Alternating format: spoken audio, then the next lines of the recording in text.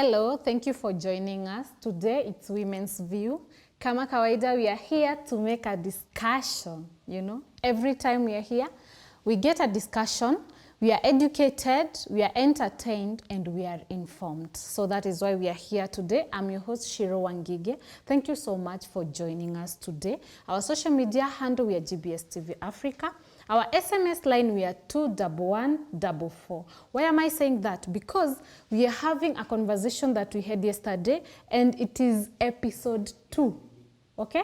So we are continuing with it because we felt it's way too big to consume in just one topic or one program. So that is why we are bringing it to you. And like you did yesterday, you wrote very many comments that I read, and I'll be reading some even today. And we were talking about gender-based violence amongst young mothers, and there was so much to take from it, and we learned a lot. We didn't even know. Some were even telling me, I didn't even know this was gender-based violence, When a person is using, someone told me that when a person is using me for sex, I didn't even realize it's gender-based violence. And hata mimi sikuwa najua hivyo, by the way. And that is, we are here. Keep this conversation running. What you did not tell me yesterday you want to add, hit our inbox. Social media, tuwekele hapo, we are here, lazima tuendele. And today we are not only having Gaki on board, we are also having Joanne Amati. She will introduce herself better, by the way. And that is why we are going to hit this conversation better than we did yesterday, because she's a young mother and she's going to contribute so much to whatever we are talking about. So, guests, welcome so much. Thank you. So we start with the new member, the new member. Kindly let the viewer know who you are. Okay, my name is Joanne Amati Jalango. I am a mom and I'm 23 years old. Wow. Yes. Thank you so much. Welcome. Thank you. It's so nice to have you. Thank you. Yes. Gaki. Yes. Karibu sana. Asante. Yeah. So Gaki Njero is my name. I'm a relationships mentor with a very big passion for family, for the youth, and for women. Yeah. Yes. And I really like that angle. You do it so well. Thank you. Wajua ingekuwa ile tuko in a hall and we are introducing you. Yeah. I really don't know how ningekuintroduce vizuri if it the title yenye uko nayo, because for sure you have really helped many people. Asante. And even the comments when I read them, they just say thank you so much to that girl. Thank you. Tell her to give us more. Asante. And it's, they say girl. Yes. Hapa hakuna unaona women for body. Hapa, I think you look Asante. to live in the first time. Thank so episode 1 tulifanya Yes. gender-based violence. Yes, we handled gender-based violence. We scratched the surface. But there's so much you can talk about on gender-based violence. And we said violence is anything that is done towards somebody against their wish, to harm them or to bring them, that brings harm or suffering, something done by coercion, something done as a threat. All that can be violence. Or something done to deny somebody their own right in the space at which they should be enjoying some rights or some freedom. And that's why you see matters of violence many times. Even when they go public, a lot of human rights activists, they intervene because they know that's one area where rights are really denied. Yes. And I also said, and this is how I really picture violence myself, or harassment, is when somebody has decided to degrade you as a human being. And imagine I'm dealing with something lower than a human being. Yet we should uphold human beings with a lot of sanctity, whether it's a kid or an adult or a youth or a teenager or an old person. Everybody should be upheld with a lot of sanctity, because the life we are all living is God-given. So anything done against someone, to demean you, to show you you're nothing, to trample on you, that is violence. It's harassment. And you also talked about some type, I remember. Yes. Sexual harassment. There's sexual harassment, where sex is used to also at an advantage. One wants to gain an upper hand at the expense of another person. when it comes to issues of sex. And I said there is harassment where there is a denial or using sex as a weapon or a tool to bring the other person down. Or the other side where you use force and coercion to take out from somebody else their sex right. You know, without any agreement, and you want to push them, and that's where you have rape, which is also happening in marriage. There is physical violence where people get physical, beating you up and things like that. There's a psychological, which also in that has emotional abuse in it. There's verbal. I think we didn't even mention verbal abuse, where someone uses the words to abuse you, to cause pain, you know, in suffering, because to cause pain to you, and to demean you as a human being. At least you have touched on what we had done episode 1, and that is now why we are here on episode 2, because I realized in episode 1 we were left hanging, and not even hanging, like we felt we need more. There's more that we did not cover, and now that we have Joanne, what is your view, you know, according to what you've had her summarize about what is your view on it? Okay, my view on GBV is, naweza sema if mtu tu kona your right mind, 100%, we si shuti. Haufai kusupport gender violence. For like, cause mimi, kitu najua, like, kama sahi, as in pia we have memes zenye zinaonyesha violence. Like hii yenye metrend sahi, okay, Amanda's the nikule kuku kwani mimi ni mwanamke. Okay, nikule samaki kwani mimi ni mwanamke. Yet anaenda anahunt ati sasa anahunt. Inaitwa alligator. Ati yeye si mwanamke hawezi kula. So pressure. So those things hadi unashindwa like kwani kukuwa mwanamke ni mbaya. Because unajua kitu inaweza fanya mwanamke uko like I am a lady, mini woman, but sijapata siko proud kukuwa mwanamke, because unapata hizi vitu zinaendelea. Like those times, hizo kitambo, it was mwanaume ndo anasomeshwa, mwanamke asomeshwe. Pia kwa education, inaenda kwa violence, because unapata kuna early marriages za mtoi. Mtoto hajakuwa hata exposed, hajafanya anything. As long as you have started your menses, you are a wife. All your life you have been trained like you have to submit. As much as kwa Bible pia tumeambiwa submit, but kuna mahali enough is enough. Inakaa ni kama sasa violence, sio kusubmit tena. Inafika like imefika boiling point, imechemka, imeisha sasa. Unaona, you have to say no to such things. There are some things me pia nime experience myself, like niliona the other show. Hii kupigiwa simu like uko wapi, unadu after 5 minutes so uko home. Yet anajua niko home, but uko like uko home. Unaona vitu kaa hizo azin. Confirm. Ni kama anaandika diary na wewe, hii time nafanya nini, hii time nafanya nini. Okay. Siku anajua at first hiyo violence. So nikaenda nikalan. Nikajua kumbe unafaa kumwambia mapenzi kumbe. You see how you know the show that we had really iko na insight a lot imehelp, because for sure hata mimi sikuwa najua hivyo.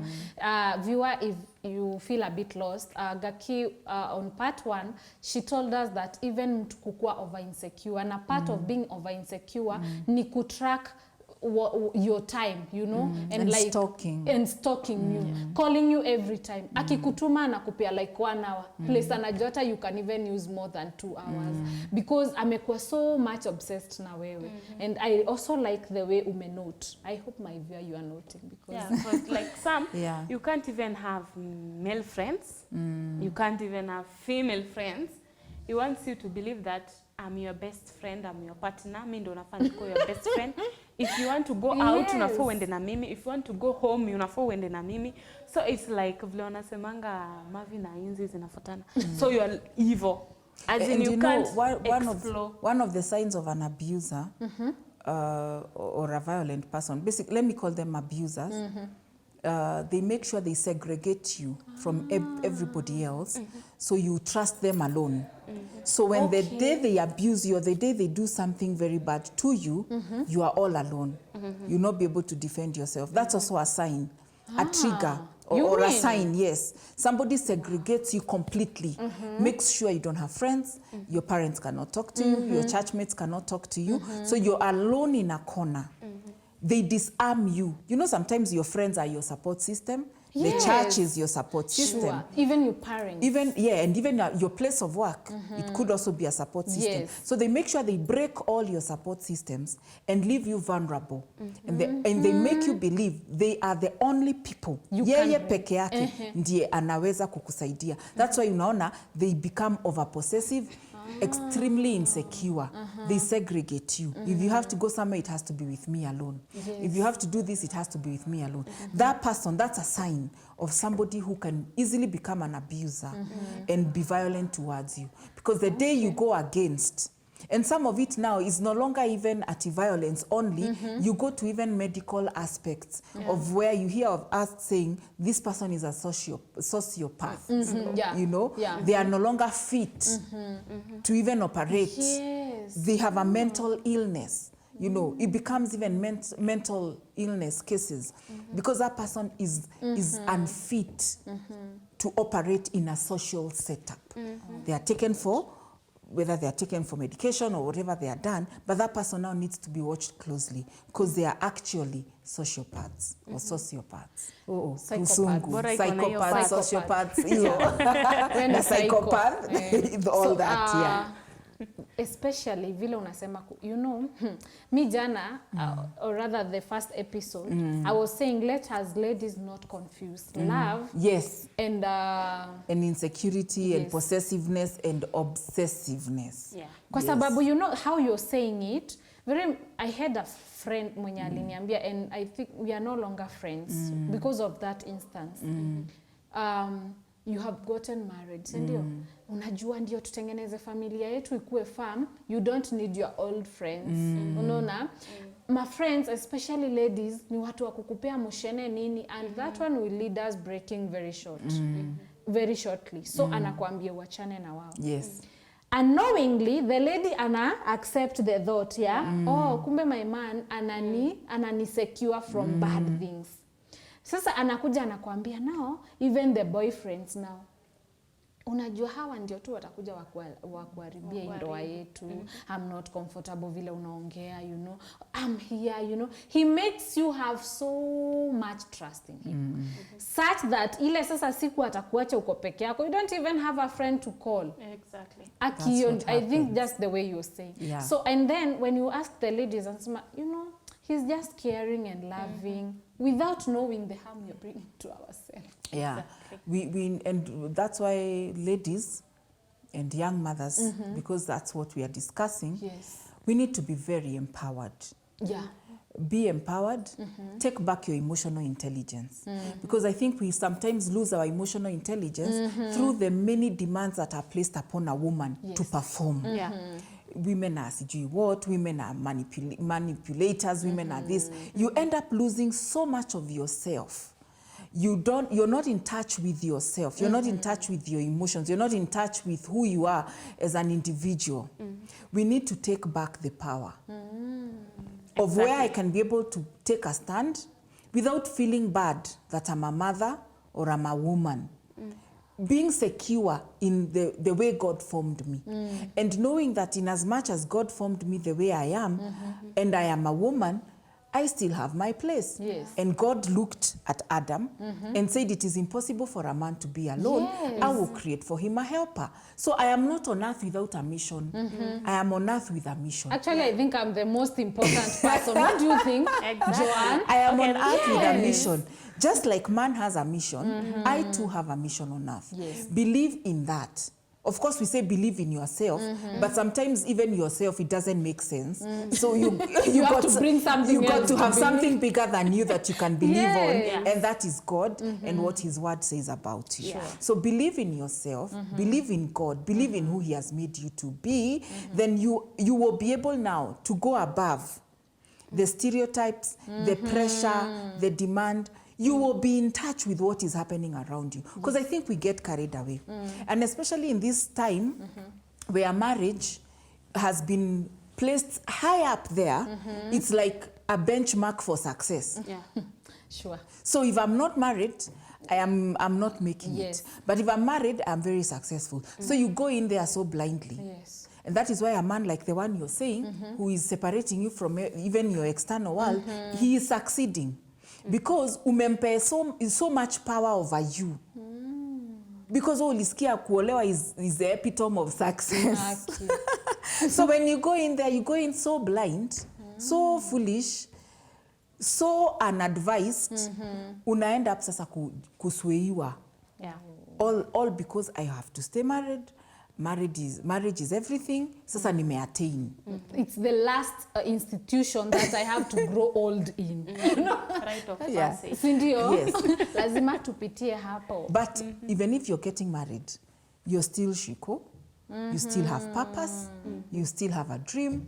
You still have a goal. And it should not be cut. Marriage has just come to help you achieve all that.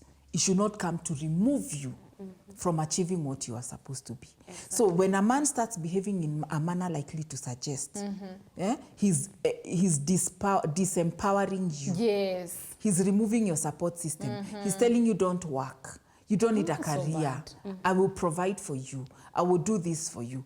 Those should be, it's red flags. Your bulbs should go on and you're thinking, let me see, what is this going on? What is this going on? Why is he harassing me?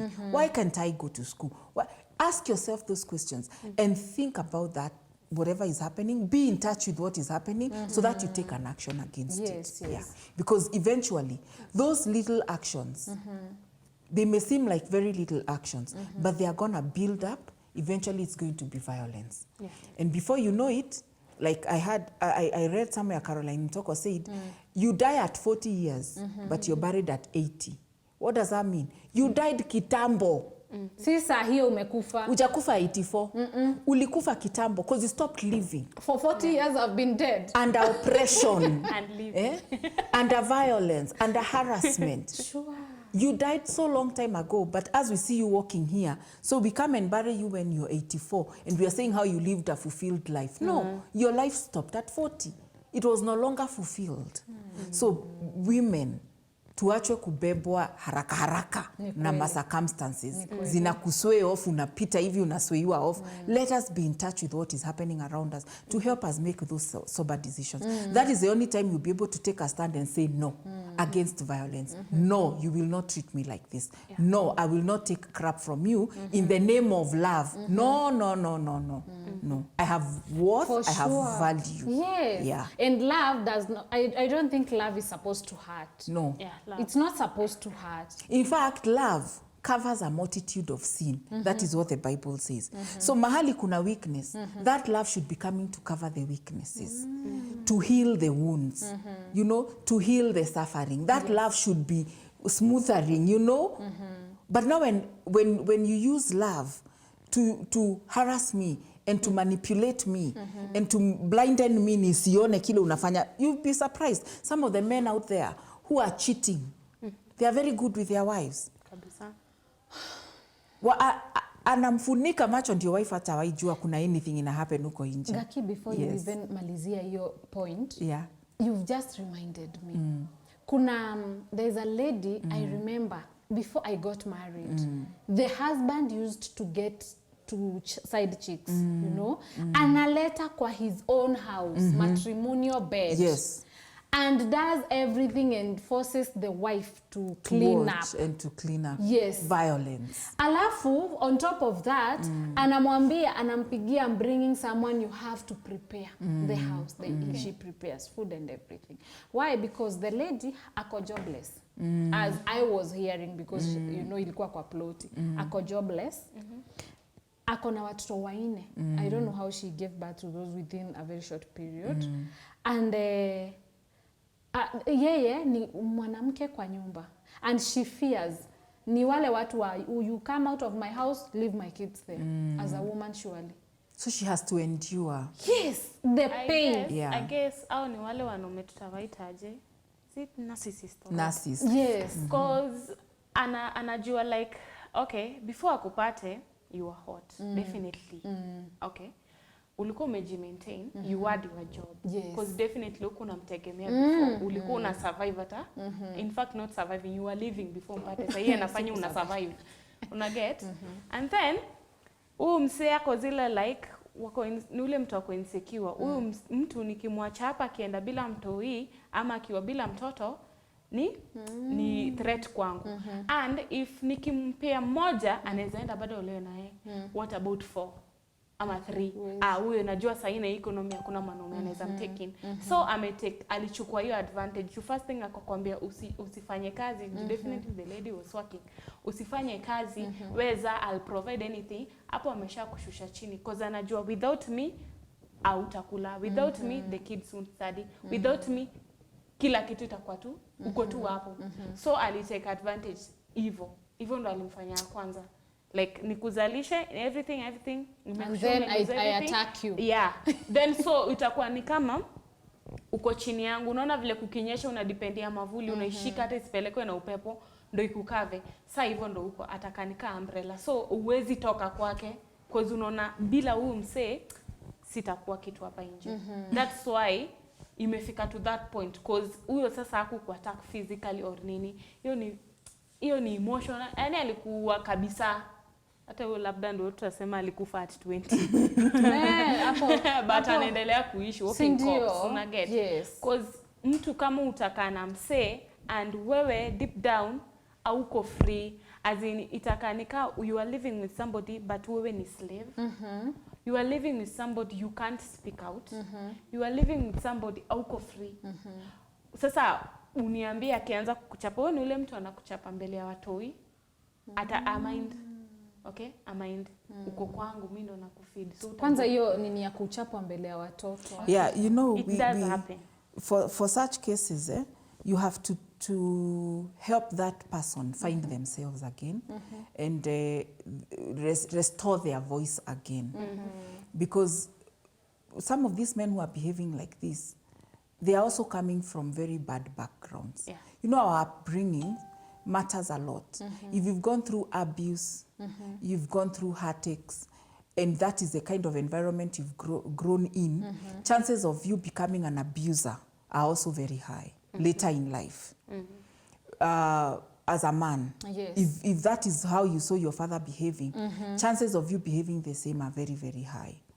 Wow. If a woman, you saw your mother being oppressed, nachapo ananyamaza, chances of you going through the same are very, very high, because that is all that you know. And that is why when now you are an adult, and we have all these kind of forums, TV programs and counseling sessions and everything, we have to make the right campaigns. We have to empower people again. For sure. We have to help people know their self-worth, have self-esteem, know their worth in God. Gaki, Yes. there are two very sensitive questions that have been sent here. Let me not read them right now. We take a very short break. We come back because I don't know. I don't know how I'm going to put them in you know, but because it's what women are going through, we really need to talk about it. Okay. So viewer, let's take a very short break. We come back and read some very sensitive questions. Thank you.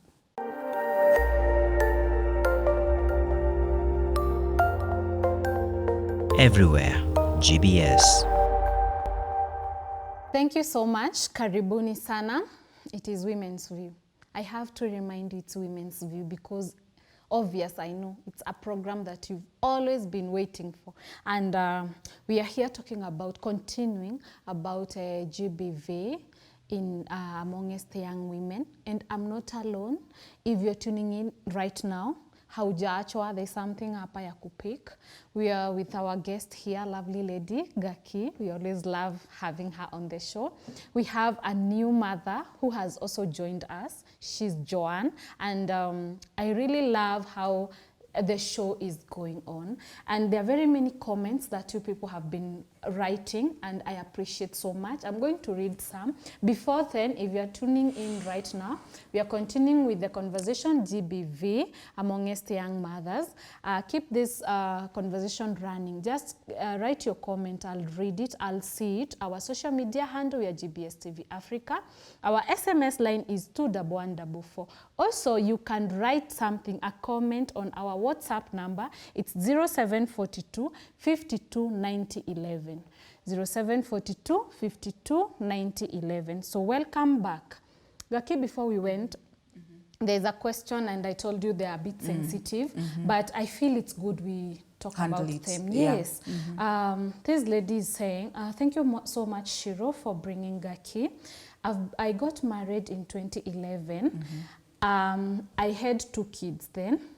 So she got married with two kids. Yes, and now I added 2 kids. Now I have 4 kids. And it has been really tough for me here. It's have been very hard to handle my husband's anger. Sometimes he beats me, leave alone abusing me psychologically. And he tells me there's nothing I can do because I don't earn so well. And I still have the 4 kids, I need support. He abuses me in front of my kids and tells me how I was Malaya, should I say that? Where, of course, because of the 2 kids. And he says that I should be very glad that he is in my life. He abuses me so much. How can I be helped? Yes. Wow. That is sensitive, like you said. Yes. And it's a sad scenario. Yes. And the truth of the matter, we cannot sugarcoat it. Yes. That's a marriage that can result in a lot of violence, even physically. Yes. And that's a marriage, you know, for violence to take place, that tells you respect is already out of the door. There is no respect between those people. So in such kind of a scenario, number one, we would want to tell this lady that you have every right to live, and you have every right to live even for your children. Kuishi, that's what I want to say. You have more worth and more value than just being a wife and a mother. Yeah. There is more to life than just being a wife And a and mother. being a mother. There is more to life than just being in a relationship Yes. that is abusive. There's a lot more to life. And this is what I want to tell you. You need to speak up, and it's very good that you've actually used this avenue. Maybe it's your first avenue, because from the way I'm hearing, it's like you're in a very insecure situation. Probably hata ukishiko unatumia simu, it will be chaos. But that's a very good step that you have taken to write something like that. The next thing you need to do is, you need acceptance. To accept that actually the situation I am in is a troublesome situation, and I need to seek help. You're not in a good situation. The other thing I also want to assure you today is there is nothing wrong with being a mother out there with 4 children. Yeah, it's very right. People have been in worse situations. I'm telling you, the people have even, God has his way of making sure that your children are well taken care of. So you don't have to bow down or to come low or to stoop low so that your children can have something to eat, or so that to see to a malaya because you have many children, or you had children before, or you had children from wedlock. I want to tell you that is a very temporal situation, because look at it this way. You suffer in that marriage, those children will be 18 years very soon. They will be going to school. What has happened? Your children's life has progressed because wanaendelea na masomo, they'll even move out of that house. But has your situation changed? No. You're still in an abusive relationship. So you have to look at it beyond these current problems that you're having, and look at it 10 years from today, 15 years from today, where will I be? My children's life will be moving on. This husband, probably at work, is still getting his promotions and stuff like that. Or he may even lose that job. Exactly. He may lose that job. Naikwe, this little job you're doing, you yourself, is what is going to support that family at the end of the day. So look at this issue as a very temporal issue. The issue of the kids and all that, it's very temporal. Those kids are growing. Our Japandwa mahali ati they are not growing. But what is permanent is the fact that you have a life to live. That is a fact.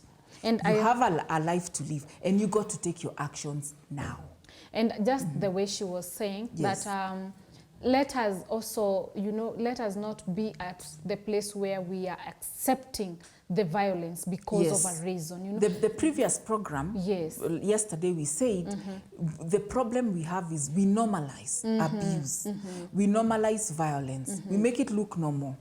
It is not normal. What you're going through, an abusive husband, calling you all sort of names, that is not normal. There is a problem, and that problem has to be dealt with. And because you have spoken out, the next thing you need to do, you need to work with somebody who will help you get out of that problem. Either, and these are the steps you can take. One can be dialogue, where you and your husband, plus a third party, can sit down and talk. Say what you feel. Let the man say what he feels. Seek for an amicable solution. If that doesn't work, and you feel your safety is being threatened, and the safety of the children, at that point is where we tell people now, walk away. Walk away. For the sake of your safety and the safety of those children. And sometimes when you walk away, mtu anaachangwa, the man who is left, anaachwa na anajirudia. Then you find probably even chances of reconciliation are even more. Na atakuwa a better person. Yes. There is room for healing. There is room for help. It's easy now to mediate such a problem. So tuache kujificha na because of my kids, that's why I'm going through this suffering. No. Because I also think as a woman, we should be very conscious that I don't want my kids to see me being violated by their daddy, I don't want them to sit and, I don't want them to go through that emotion of them seeing how the daddy is treating me so bad. Because after all, what kind of kids am I bringing up? Exactly. We are not even advocating for divorce at this point when we say that you need to walk away, because we know very well God hates divorce. Sure. But it's also in the same word that God says, when Moses was asked why he was giving people divorce, and Jesus comes now and says it is wrong to give divorce, Jesus himself said, Moses gave divorce because of the hardness of heart. Meaning, all this violence in families, all this separation and divorces is because of the hardness of heart. People's hearts have become so hard. You'd rather see your spouse suffering. You'd rather abuse your spouse than handle a matter amicably. So because roho zimekuwa ngumu kabisa. We don't care about each other. Even what we are calling love is no longer love. We are so self-centered, we are so selfish. So because of the hardness of heart, that separation has to take place. Perhaps, or peradventure, or in God willing, God is able to take this man, deal with his heart, take this woman, deal with her heart. And bring them then together at that again. point, a mediator comes in or a counselor comes in and is able to bring healing. So you're just saying for just living is not permanent. It's not permanent divorce. Yes. It's not permanent. Sometimes it will call for that permanent. If there but is no it is change. it is good to have dialogue. If dialogue is not working and the situation is becoming a hotbed for violence, then you'd rather separate as you seek for counsel. Joanne, as a young mother, what view do you have on this? Especially now young mothers are the ones who are likelihood iko juu sana kupitia violence because it's a new institution we don't even know how to run. First, before I comment on that, me, I've been raised kwa a very violent family. Nikasema, when I was young, it was physical. It was physical violence. But I guess when my dad noticed we were growing, so it's verbal. Until now, we are old, everybody's married, but it's still verbal. You see? And your mother stuck all those years. So, this is where, siku ubaya, mtu anaambiwa na wazazi, pigania your marriage or something, or someone anakuambia tu kweli. Like my mom, she was an orphan. So she totally had nowhere to go, but still started that as an excuse because you have a brother, you have a sister, you have a friend, you are in fact you have family. Family si lazima ikue nuclear, you have your family. First thing alifanya, she never talked. We used to see those things at home. Your mama ongei. You can't talk. Since my mama haja complain amechapwa, mbona mimi niende niambie beshte yangu, jana home kulikuwa hivi, hata mimi nitasikia hivi because you are uko na friends when you call they are happy. So you are wondering like ni nini hao wanafanyanga? Hadi kenda to a point you are like, si baba ya beshte yangu angekuwa babangu na get. Yeah. So I think that's bit of That must have been tough. yes. Yeah. Just take your time. Yeah. And I think this is what we are saying, Gaki, that it's not only the violence does not only traumatize our parents, but also the kids that we are bringing. Absolutely. She's saying it's the mom who was going through that. And you know how painful it is when you see your mother being abused by daddy. And that's why I'm insisting, and I will repeat again, when you realize the situation is threatening the safety of your children, or the safety of you, the mother, or the woman, you'd rather separate. Because they would have been, maybe they would have felt better that their mom walked out and raised them as a single mom without seeing this father here who is like a monster to them. Mpaka they are wishing, I wish we had another father. It would have been safer relating in a baba yao from a distance. Ikue a co-parenting kind of a situation than seeing our mom being beaten day in, day out. And now we can see the result because Joanne has not healed. Definitely, and now she has also entered marriage. Yes, she and maybe better. she's always fearing isiwa inifanyikia. For sure. You know, you're always there with a kawoga. Now what do I do? What do I do? But now she knows better. Yes. Because she knows my mom should have spoken. My mom should. You see, she's saying, si tulikuwa tunaona lakini mama yetu haongei aseme nimechapwa, so hata wao wananyamaza. If your mother is keeping quiet about it, we ni nani uonge. So ladies have to be empowered to be able to speak up and get back their voice. Joanne, now during this time, was your mom coming and sitting you down, telling you it's okay, everything is okay, ama ilikuwa tu is silence even queen? Okay, us tulikuwa tukiona because we are 6. Unfortunately 2 died. So we are 6, so tulikuwa tukiona these things ni ile like mtaona your mama anachapwa. So as kids ni ile mnaenda mnakimbilia babenyu ku separate the fight. So now the children were exposed. You were exposed to fighting wars that were not yours. Because now you have to hold your father aache kupiga mama yenu vita. And then ikafika to a point that even akikuja na his friends, but funny thing ni our dad thinks that we don't remember those things because we were kids. But kitu ana forget ni picture unaonesha mtoto kwa mdogo, hiyo time brain yake unajua ndo ana grow, so everyone that sticks. Absolutely. Una stick na mimi na kwa na hii problem. Sijui ni problem au nini. Nikiona kitu ni blink nione hivi nifunge nitakumbuka every detail. So mi kwangu iko kwa mind. So ukiona this thing another ako like adi a time anaita his friends anawapangisha line cause my mom aliza 4 girls and 2 boys. So it was like unajua hii nini ya kitambo unafaa uze boys si girls. So it was like anatupangisha line, look ameza watoto useless. Yet ani your friends wamekuja, in fact hata ni burial, but akona hiyo nini ya kusema these kids are useless. Unaona inafika to a point hiyo time mimi sikuwa nimeanza school ana deny my older siblings kuenda shule for an year ati ni useless. They are useless because they are ladies. They are useless. Yeah, you see those cultural backgrounds, like I was saying, and cultural upbringings, they've also affected us, and especially we Africans. We sometimes we get so lost in our cultural, in our traditions and setups, and thank God for technology. Thank God because now people are learning more. People are getting educated and empowered more. Because some of those things are very archaic. You know, those crazy old behaviors that should not even be heard amongst people.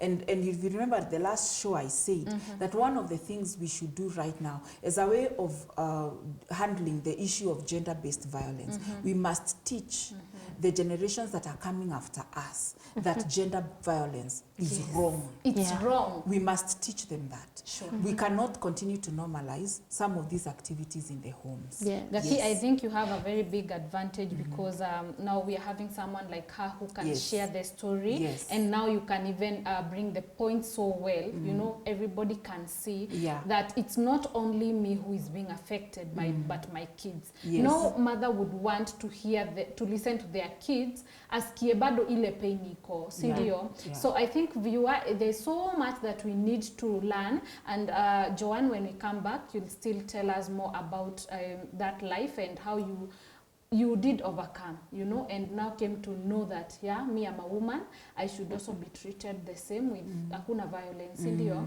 So let's take a very short break. We come back and continue. Thank you.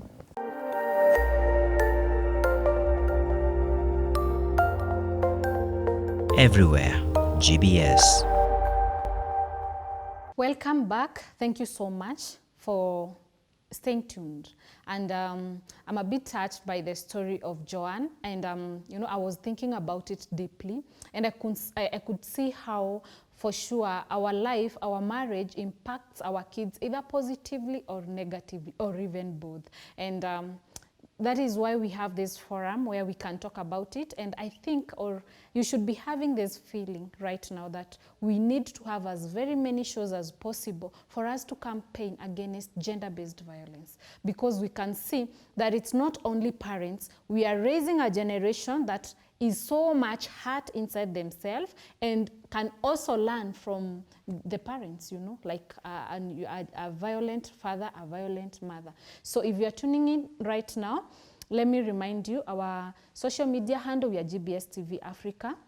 Our SMS line is 21144. And here we are not alone. I'm having Gaki, you know her, obvious. And we're having Joanne, who has been sharing her story, and it has been the best. And still, we still have one more question. Yes.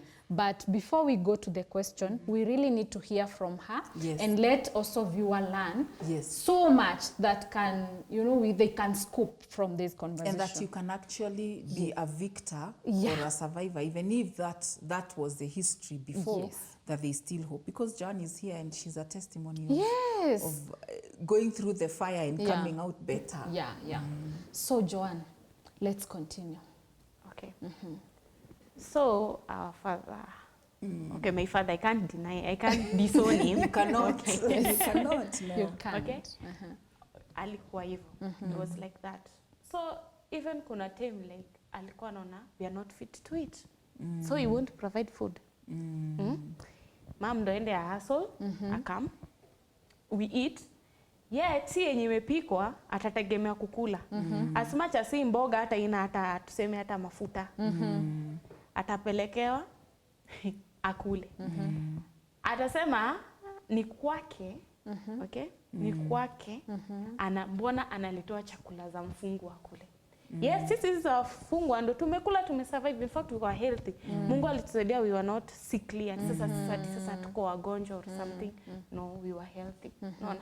So he'd rather not eat hapo, akakule nyama arudi. And then to this point ikaendelea design ya okay, amejenga home, atukwa rent, okay? So ni kwangu. Okay, 3 bedroom, kuna master room, girls room, and the boys room. So he would bring another woman home. So akileta another woman home, room yetu ndio ilikuwa nika nyumba yao. Okay? So atatufukuza kwa our girls room, because it was, apart from master bedroom kwa big, it was the second big. So ataingia hapo, atachukua the TV, your time. Greg, zilikuwa hiyo time great one. Uko matusa. Great 6 uko. Philip. Utapata iko hivyo, si ndo? So atachukua and the kabati, so inakanika mko kwa nyumba but you have another single room kwa nyumba. Yake sasa with the mistress. Yes. And where is your mom all this time? Mom, so sisi since tumekuacha niseme deported. Tumehamishwa ki Ukraine, ki Russia. Tumehamishwa kwa our own room.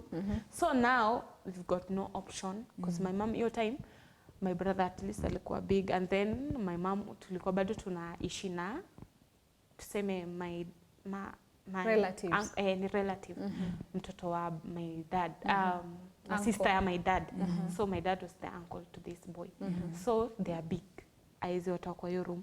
So my mom ndo angejisqueeze, and that time akona mtoto mdogo, my younger brother. So tunajisqueeze wote kulala na yeye.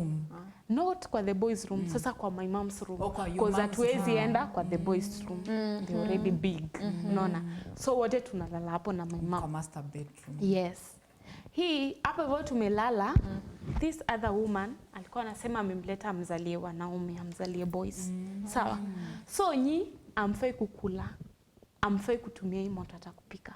Okay. Ni yeye ndo afanye anything. Unajua the way step moms are. Yes. Okay. It's like, okay, as much as so mama yako anatuchapa nile, no eating, no nothing. And now there, you know, I'm really trying to imagine the environment. Still your mom is there. Yeah. So the two of them are there. Yes. Okay. My mom has nowhere to go. Ako hapo. And I'm blamed sana cause she didn't speak out. Yes. Or maybe hiyo time ange speak out ilikuwa ile wewe ulifanya nini ndo akafanya hivyo. Una get? Oh, she was blamed. Yes. Una get? Ilikuwa hizo time. Women didn't have their own voices. Yes. Okay, si kama now. So hivyo ndo ilikuwa. Okay? Kusoma as in nikisikia kuwapeleka shule nitawapeleka, nisiposikia kuwapeleka then shauri zenyu. Okay? Your mom atashughulika.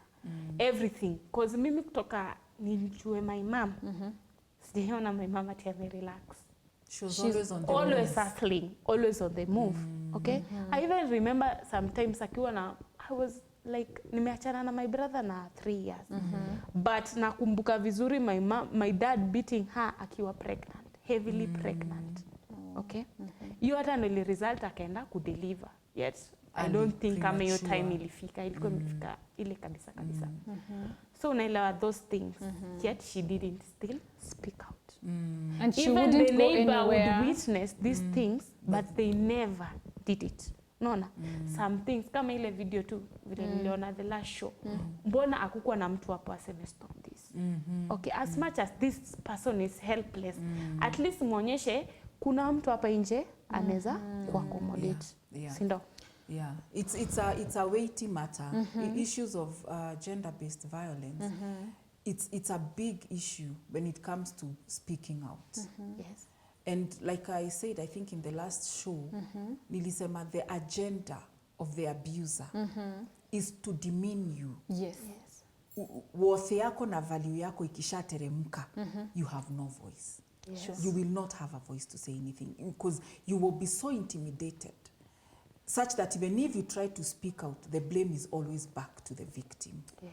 Na unajua watu wanaweza fikiria Joanna alilelewa Ushago. kule ndani. Sasa wacha ushago. Yes. Joanna ulilelewa wapi? Mimi nimelelewa Ngatarongai. Wow, that's Nairobi. A place yenye uwezi fikiria. You wouldn't imagine such things, yeah. So these things are happening in these houses. See, it's the same case like with rape cases. Yeah.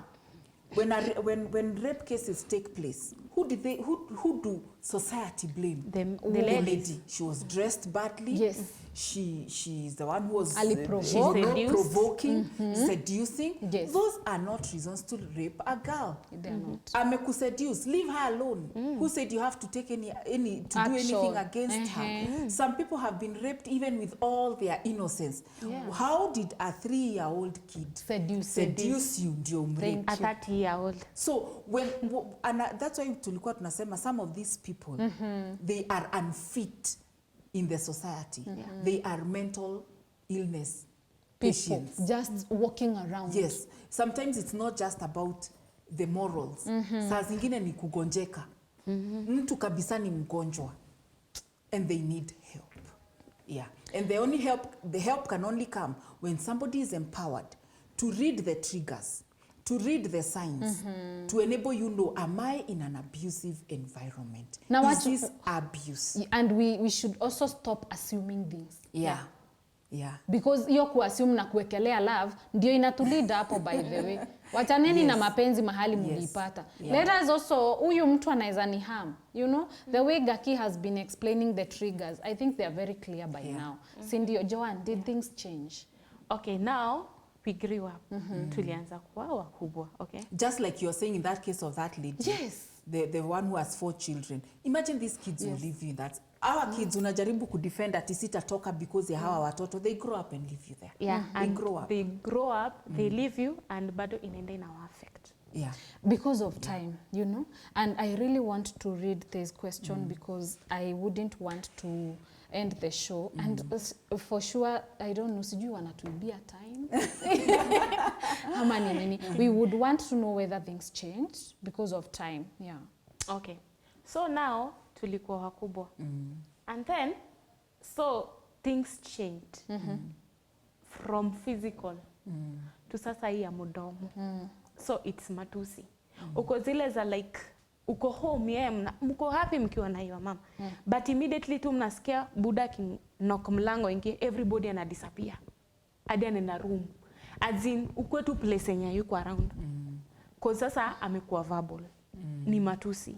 Okay. January to December, January to December, January to December. So I change. Hakuna ile temata atawakalisha vizuri, oh mcheke. He was a funny guy, yes. He's funny. But hiyo ni on ni occasionally. Okay, occasionally. Na hiyo funny, hiyo kitu funny uta experience ni labda akiingililia mwenzako or si ati hata ana make fun ati hapa nje. Unaona ni ile sasa tulikuwa like making fun but intimidating another person. Yes. Sasa ni ile design yenye sasa ikakuwa like akikuingililia, so sisi ndio is to hurt ama ikuku hurt, so tunaitumia ka joke. Sasa tunakujokia, sasa tunajipata mnacheka, you cover up for happiness, at least you don't hurt the other person. Yes. Mnaongea inaisha. Sasa unaona this thing zimeenda as in amekuwa verbal hadi now. He's still verbal. I guess I ndo nikaa natulia cause hakuna anybody home. Sisi watoto wote tuli left. Na si ati saa zingine utapata like me I'm 23 nikiambianga mtu I'm married. Mtu anashindwa like you are married, you are young. I 23 years. Anaona ni kidogo. Cause me nilianza kusettle down in 2019. Okay. So ako like 20s uko married, and you have a kid. Hapana hiyo ni joke. Ni mapema. Because nilikuwa like ni decision nilimake nikiangalia like nimemaliza high school year, nimefanya everything. But hapa home there is no what peace. About me? Niko na peace of mind nikika hapa sina. Unaona? So ndo decision unafanya msea na make. So I also think, you know, that's very I don't know what to say about it, because if a person is leaving the house to go and get peace, you know, I think home is where I should get peace. And that is why you find many people who've been brought up in gender-based violence home, 2 things happen. Either they'll get married very early, like in her case, because you're hoping that you want to, in you, there's a trigger, I want to start a different family life. Yeah. Because I've had a bad one. So, but I believe in myself, I can change this story. Yes. And have a very good family. Yes. So it happens in a case like hers. Yeah. Or they stay and never get married. Because they fear. Because they fear replicating what they saw happening. Yeah, because mimi, I was like that by the way before. Nilikuwa nimesema mimi marriage no, sitawahi olewa. Okay? Yeah. Na si kwa kumention tribe or something. Nini, me am a Luo. My father was doing that, he was a Luo. So mimi nimegrow nikijua, first thing Luo men na ladies. They cannot work. They love ladies. Hiyo ni one thing. They love ladies. Another thing, nilikuwa nimesema I would never get married to a Luo. Because of what you saw. Yes. This was not because of being stereotyped, it's just what you saw. Yeah. You know, it's what but I see every day. It's what you saw. Yes. But sasa, mimi, sijui nitasema fortunately or unfortunately, I'm married to a Luo. Cause unakam, ukikuwa exposed, ukiamua like, let me change these things, una realize, yes, he's a Luo, he's him. It's about an individual. Yes. Wow. Ni huyu na ni huyu. I want to cut you all short. I don't know why they're telling me wind up. Wako karibu kukuja hapa kuchukua mic. Yeah. But anyway, very touching story and informative. I Yes. hope you've learned. You see the consequences of growing up in a place where there is GBV. Yeah. Because musifikirie tu ni kukatwa mikono, no, ama killing. Pia hizo physical, verbal and all those things watoto wanaona. So I think it's also good for us as parents to take the initiative of having a very healthy environment when bringing our kids. Yes. With that, I think we can run away from gender-based violence. Yes, so I want you to say bye to the viewer because we have come to the end of the show. I appreciate so much your views and you have really taught people. I was to read some comments, but because of time, viewer, I'm very sorry. But I will make sure imefikia Gaki and I will give you back the feedback. Yes. So thank you. Thank you, viewers, again for always joining us and giving us your time. And I know it's only not your time, it's even your views, because this is women's view. Yes. Let's stop normalizing violence. Please speak up for another person. You could be seeing someone going through violence. They don't have the voice to speak up for themselves, but there's something that you can do that can help that person. Yes. Don't assume at there's a saying people say watu wawili wanalala blanket moja siwezi waingilia. Wamechunguliana. Kuna mahali inafikanga you as a third party you have to say something. You can do it in wisdom. Just do something and help somebody who is going through violence. Yes. Then for the people out there who are always prone to being the abuser, when ndio unatesanga watu, counseling helps a lot. It's good to know, identify, do I have a problem, accept yourself, and know that I have a problem and seek for help. And let's also take care of our morals, the morals and the values of our society and of what human beings are. It will help us. I mean, God did not create any one of us to go through violence or any one of us to be an abuser. There is more to life than just me living here and walking through there is more to life. And if you read the book of Genesis, chapter 1, you will see the blueprint ya Mungu in creating a human being. It's good to know, why am I on earth as a human being? Yes. Wow, thank you. You want to reach out to Gaki, her contacts will be down here, and kindly, you have anything, let her know she's the perfect person. Joanne, say bye as we conclude. Okay. As in conclude, I would wish to tell you, ladies, kwanza, msifinyiliwe na mkose kuongea. Okay? If you are a mom, unafinyiliwa kwa nyumba and your kids are witnessing, enda uongee. You'll be helping the kids before it's too late. Yes. Okay? If you are a man doing those things, Mungu alikuumba in his own image. God created no monster. Wacha kujiekelea monster. Okay? Cause Mungu akicreate watu akikwambia wewe unakakaa mimi, hakuna mali tumesoma kwa Bible Mungu alijama akapiga malaika wote binguni. Okay? Another thing, ongea, usikuje ku affect this kid, cause kama mimi maybe hata sijai heal. Unaona? And I wouldn't want my son to grow up akiona such things. Unaona? Even choose your partner before having a relationship with somebody you have just met. Msipite friendship. Know this person as a friend kwanza. Cause Kenya atakufanyia as a friend, ataogopa kukufanyia as a friend. Cause akiwa married to you, atakufanyia the worst. Cause anajua sasa hapo uko stuck na yeye. But akiwa best atakufanyia anything, hapo utamjua cause anajua hamna any ties. Una get? Know this person before anything else. Na if you are a lady wewe unajuanga kwa abuse watu wengine hapa nje, please stop it. Stop. Let us be human beings. Usifanyie mtu kitu wenye utaki kufanyiwa. Wow, thank you so much, viewer. I'm not going to add anything. Until next time, bye-bye and keep safe.